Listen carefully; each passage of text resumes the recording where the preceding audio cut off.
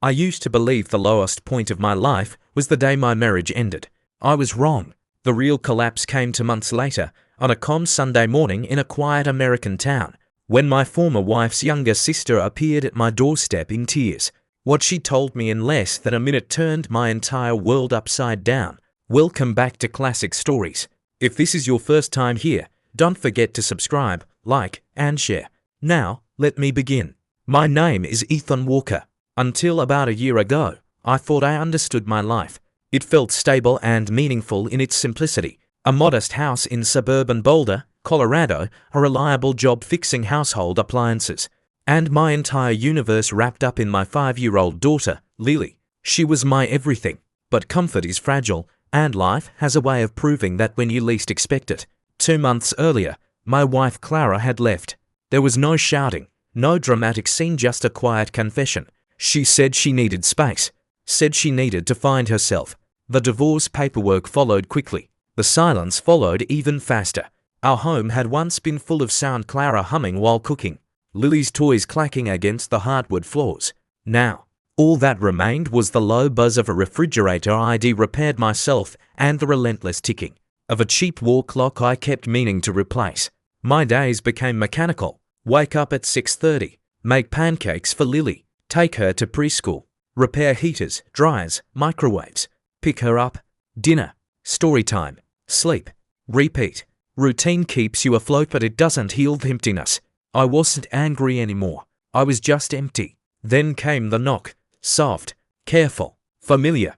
Not a stranger, not a neighbor. A hesitant knock filled with urgency. I opened the door and froze.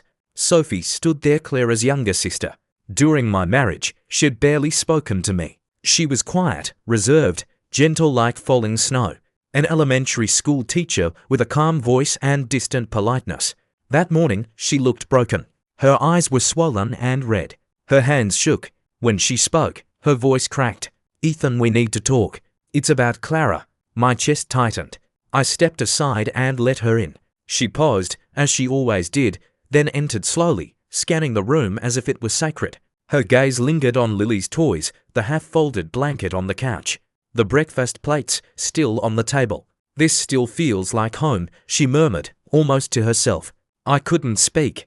My throat was already closing. She sat at the small wooden table, twisting her fingers together. "She's sick," Sophie whispered.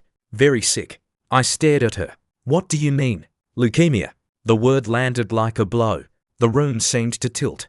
The ticking clock grew unbearably loud. "She didn't tell anyone," Sophie continued. "She hid it for months, even from me. She's in the hospital now." I couldn't breathe. I stared at a coffee mug, unmoving. No matter what pain Clara had caused, she was still Lily's mother, still part of my life story. "She's asking for you," Sophie added softly. "And for Lily. She's scared." I didn't hesitate. I walked to Lily's room, grabbed her pink backpack, and returned. "Let's go." Sophie looked at me with something that wasn't pity, something like quiet respect. I didn't feel I deserved. The hospital smelled of antiseptic and grief. When we entered the room, Clara looked impossibly small, pale, fragile, her hair thin beneath a soft knit cap.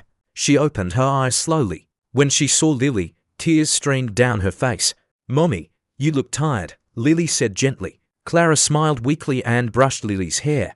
"I missed you so much." I stayed near the wall, hands trembling, watching a moment I wasn't sure I had the right to witness. Clara looked at me, really looked. "I was a fool, Ethan," she whispered. "I walked away from the only family I ever had. I thought freedom would save me, but everything I wanted was already here." I wanted to speak, to apologize, to comfort her, but some moments demand silence. Behind me, Sophie quietly wiped her tears. We went to the hospital every evening after that. Lily colored beside her mother. Clara slept often, growing weaker each day. I spoke only when she asked. Sophie was always there, reading softly, fixing blankets, guiding Lily with calm patience. She carried strength quietly, without recognition. I started noticing things I'd never seen before. How deeply Sophie listened, how naturally she treated Lily like family, how she handled everything without ever asking for gratitude. She never tried to replace Clara.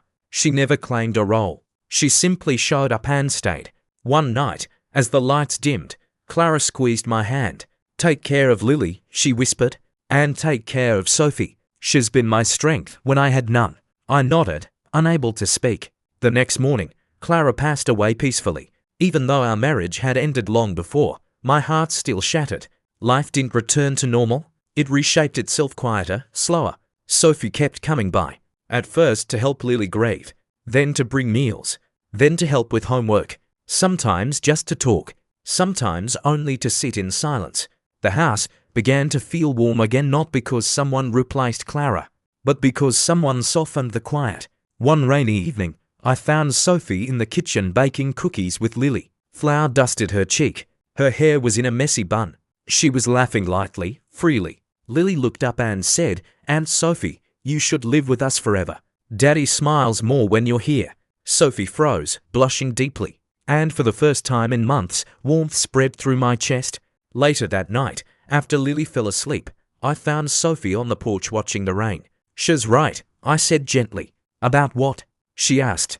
"You make this place feel like home again?" She caught her breath. I stepped closer, not touching, not assuming. "I didn't think I'd ever feel peace again," I said. "But you brought it back. Not by replacing anyone, just by being you." Her eyes filled with tears.